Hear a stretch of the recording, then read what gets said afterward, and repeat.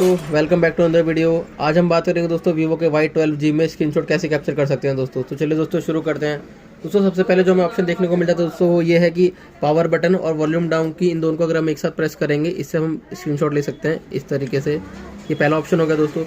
Second option दोस्तों ये आता है 3 फिंगर्स अगर हम डाउन करेंगे इससे भी हम स्क्रीनशॉट ले सकते हैं दोस्तों। इसके बाद दोस्तों हमें ऑप्शन देखने को मिल जाता है, हम कंट्रोल बार को नीचे करेंगे, यहाँ पे हमें ऑप्शन एक मिलता है एस कैप्चर। इसको क्लिक करेंगे तो दोस्तों यहाँ पे हमें काफ़ी सारे ऑप्शन देखने को मिल जाते हैं, long screenshot, funny screenshot, rectangular screenshot.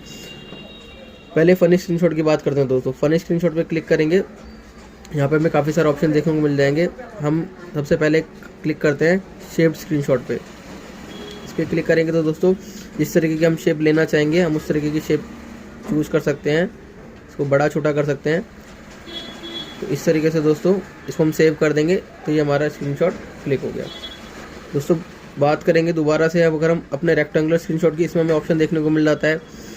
इसमें हम सपोज करो अगर हमें सिर्फ सेंटर का हमें स्क्रीनशॉट लेना है सिर्फ, या कोई भी हमारा सेंटेंस है या कोई भी वर्ड हमें सिर्फ उतना ही लेना है, तो बस उस एरिया को हम कवर करेंगे और इसको भी सेव कर देंगे दोस्तों इस तरीके से।